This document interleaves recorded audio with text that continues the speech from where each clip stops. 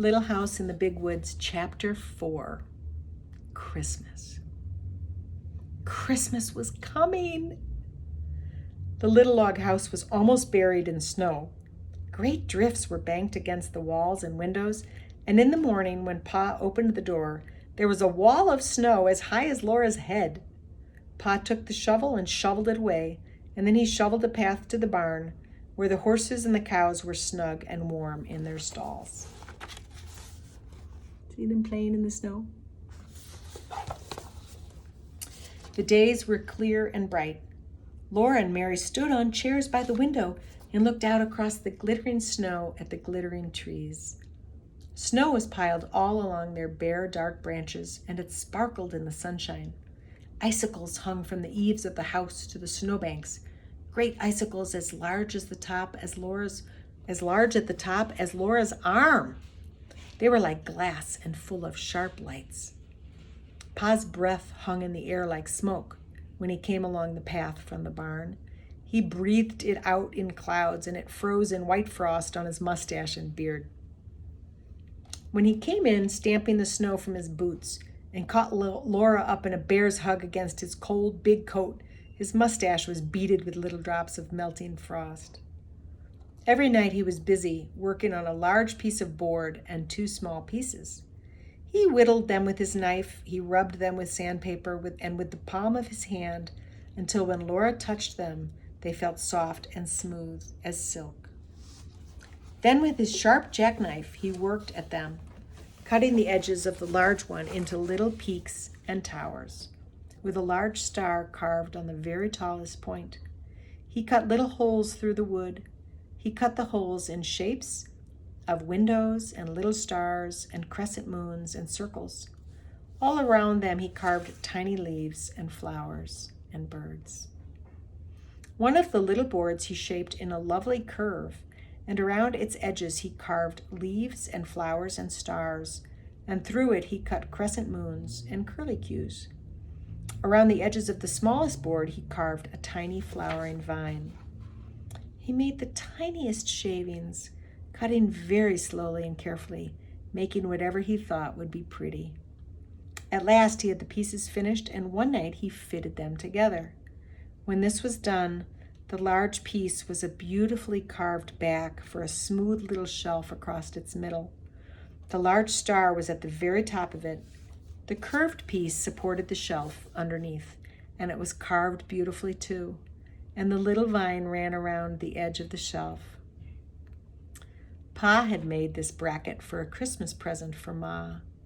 He hung it carefully against the log wall between the windows, and Ma stood her little china woman on the shelf. The little china woman had a china bonnet on her head, and china curls hung against her china neck.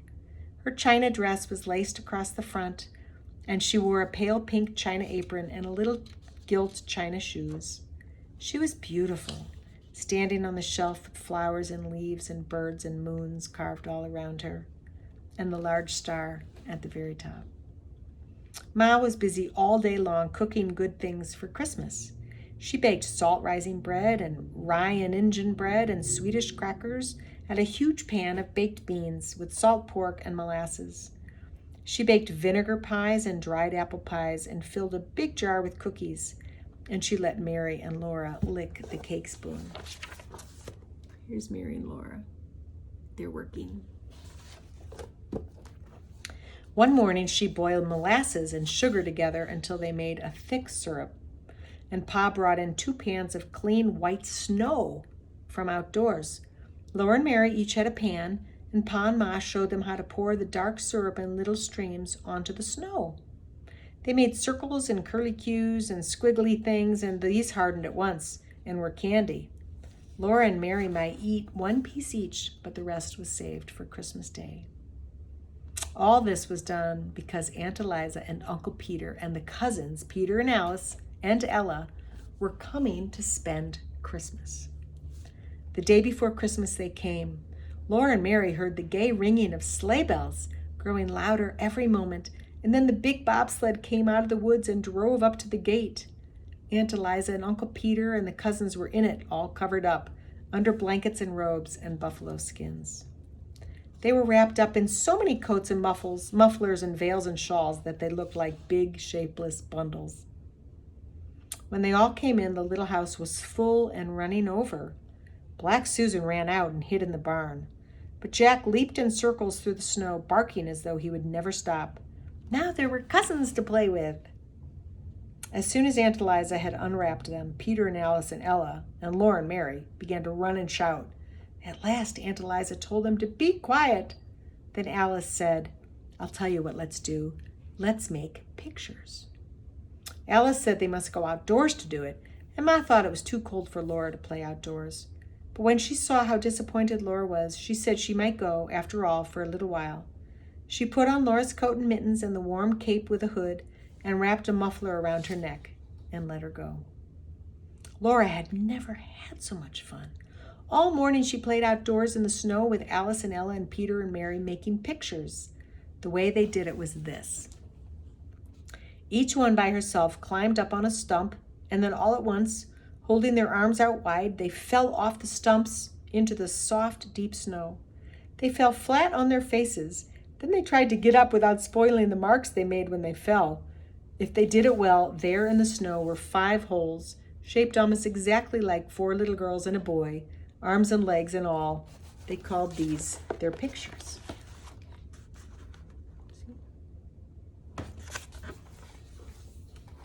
They played so hard all day that when night came, they were too excited to sleep. But they must sleep or Santa Claus would not come. So they hung their stockings by the fireplace and said their prayers and went to bed. Alice and Ella and Mary and Laura all in one big bed on the floor. Peter had the trundle bed. Aunt Eliza and Uncle Peter were going to sleep in the big bed, and another bed was made up on the attic floor for Ma and Pa. The buffalo robes and all the blankets had been brought in from Uncle Peter's sled, so there were enough covers for everybody.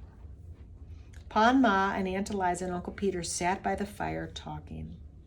And just as Laura was drifting off to sleep, she heard Uncle Peter say, Eliza had a narrow squeak the other day when I was away at Lake City. You know Prince, that big dog of mine? Laura was wide awake at once. She always liked to hear about dogs. She lay still as a mouse and looked at the firelight flickering on the log walls and listened to Uncle Peter. See them all bundled up? That's Laura listening. Well, said Uncle Peter, early in the morning Eliza started to the spring to get a pail of water, and Prince was following her. She got to the edge of the ravine where the path goes down to the spring, and all of a sudden Prince set his teeth in the back of her skirt and pulled. You know what a big dog he is. Eliza scolded him, but he wouldn't let go, and he's so big and strong she couldn't get away from him. He kept backing and pulling till he tore a piece out of her skirt. It was my blueprint, said Aunt Eliza to Ma. Dear me, said Ma. He tore a big piece right out of the back of it, Aunt Eliza said. I was so mad I could have whipped him for it. But he growled at me. Prince growled at you, Pa said. Yes, said Aunt Eliza. So then she started on again towards the spring, Uncle Peter went on, but Prince jumped into the path ahead of her and snarled at her. He paid no attention to her talking and scolding. He just kept on showing his teeth and snarling. And when she tried to get past him, he kept in front of her and snapped at her. That scared her. I should think it would, Ma said. He was so savage. I thought he was going to bite me, said Aunt Eliza. I believe he would have. I never heard of such a thing, said Ma. What on earth did you do? I turned right around and ran into the house where the children were and slammed the door, Aunt Eliza answered. Of course, Prince was savage with strangers, said Uncle Peter, but he was always so kind to Eliza and the children. I felt perfectly safe to leave them with him. Eliza couldn't understand it at all. After she got into the house, he kept pacing around it and growling. Every time she started to open the door, he jumped at her and snarled. Had he gone mad? Asked Ma. That's what I thought, Aunt Eliza said. I didn't know what to do. There I was, shut up in the house with the children and not daring to go out, and we didn't have any water. I couldn't even get any snow to melt. Every time I opened the door so much as a crack, Prince acted like he would tear me to pieces. How long did this go on? Pa asked. All day, till late in the afternoon, Aunt Eliza said. Peter had taken the gun, or I would have shot him. Along late in the afternoon, Uncle Peter said, he got quiet and lay down in front of the door. Eliza thought he was asleep, and she made up her mind to try to slip past him and get to the spring for some water. So she opened the door very quietly. But of course he woke up right away. When he saw she had the water pail in her hand, he got up and walked ahead of her to the spring, just the same as usual. And there, all around the spring in the snow, were the fresh tracks of a panther. The tracks were as big as my hand, said Aunt Eliza. Yes, Uncle Peter said, he was a big fellow. His tracks were the biggest I ever saw. He would have got Eliza for sure if Prince had let her go to the spring in the morning. I saw the tracks. He had been lying up in that big oak over the spring, waiting for some animal to come there for water. Undoubtedly, he would have dropped down on her. Night was coming on when she saw the tracks, and she didn't waste any time getting back to the house with her pail of water. Prince followed close behind her, looking back into the ravine now and then. I took him into the house with me, Aunt Eliza said, and we all stayed inside till Peter came home. Did you get him? Pa asked Uncle Peter. Nope, Uncle Peter said. I took my gun and hunted all around the place, but I couldn't find him. I saw some more of his tracks. He'd gone on north, farther into the big woods. Alice and Ella and Mary were all wide awake now, and Laura put her head under the covers and whispered to Alice, My, weren't you scared? Alice whispered back that she was scared, but Ella was scaredier. And Ella whispered that she wasn't either, no such thing. Well, anyway, you made more fuss about being thirsty, Alice whispered. They lay there whispering about it till Ma said, Charles, those children never will get to sleep unless you play for them. So Pa got his fiddle. The room was still and warm and full of firelight.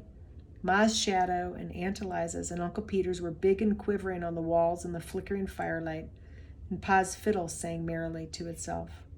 It sang Money Musk and The Red Heifer, The Devil's Dream, and Arkansas Traveler, and Laura went to sleep while Pa and the fiddle were both singing softly. My darling Nellie Gray, they have taken you away, and I'll never see my darling any more. In the morning, they all woke up almost at the same moment. They looked at their stockings, and something was in them. Santa Claus had been there. Alice and Ella and Laura in her red flannel nightgown and Peter in his red flannel nightshirt all ran shouting to see what he had brought. Here's the group. In each stocking there was a pair of bright red mittens, and there was a long flat stick of red and white striped peppermint candy, all beautifully notched along each side. They were all so happy they could hardly speak at first. They just looked with shining eyes at those lovely Christmas presents. But Laura was happiest of all. Laura had a rag doll. She was a beautiful doll. She had a face of white cloth with black button eyes. A black pencil had made her eyebrows, and her cheeks and her mouth were red and with the pink made from pokeberries. Her hair was black yarn that had been knit and raveled so that it was curly. That's her doll. She had little red flannel stockings and little black cloth gaiters for shoes, and her dress was pretty pink and blue calico. She was so beautiful that Laura could not say a word. She just held her tight and forgot everything else. She did not know that everyone was looking at her till Aunt Eliza said, "Did you ever see such big eyes?" The other girls were not jealous because Laura had mittens and candy and a doll, because Laura was the littlest girl, except baby Carrie, and Aunt Eliza's little baby, Dolly Varden. The babies were too small for dolls. They were so small they did not even know about Santa Claus.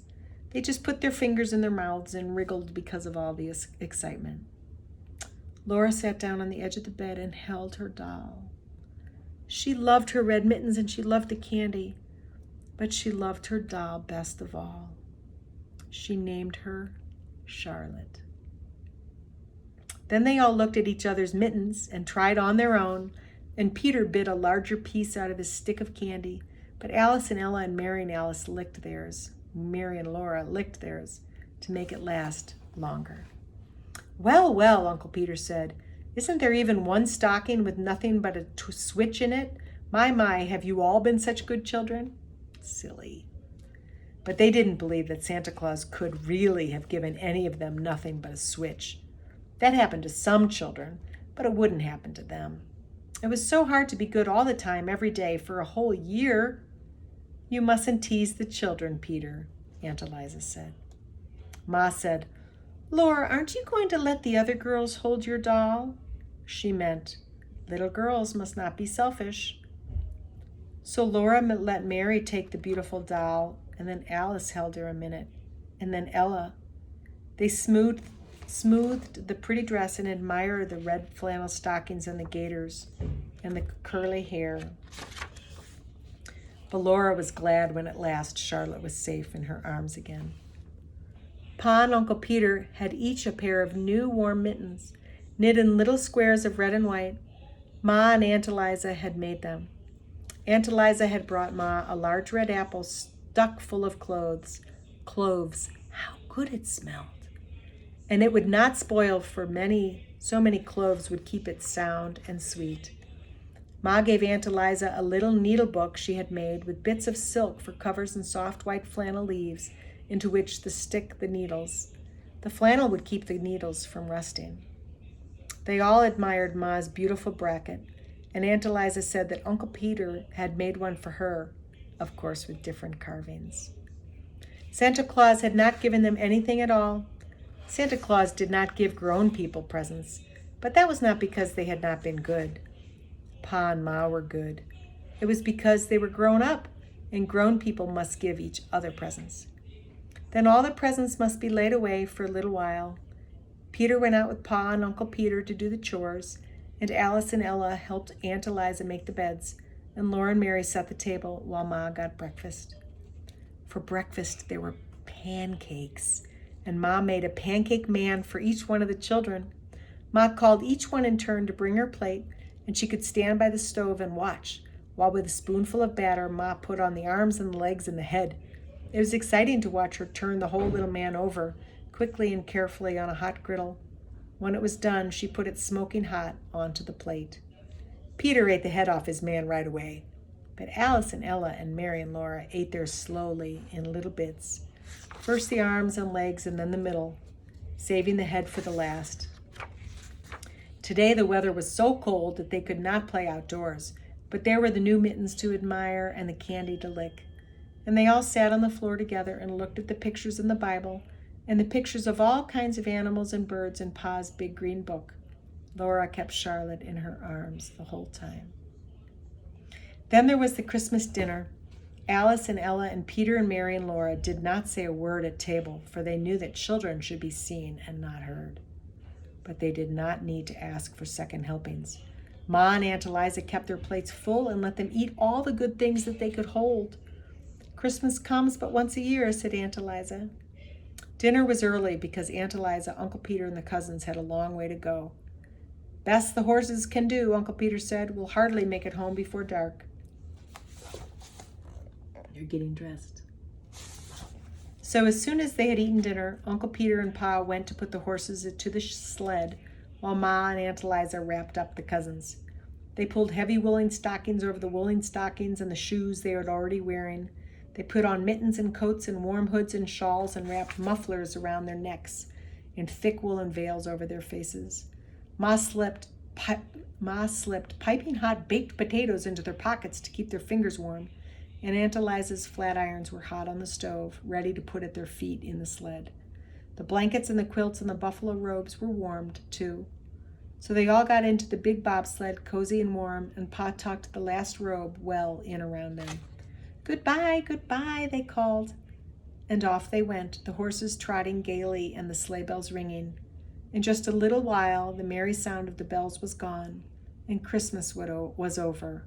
But what a happy Christmas it had been.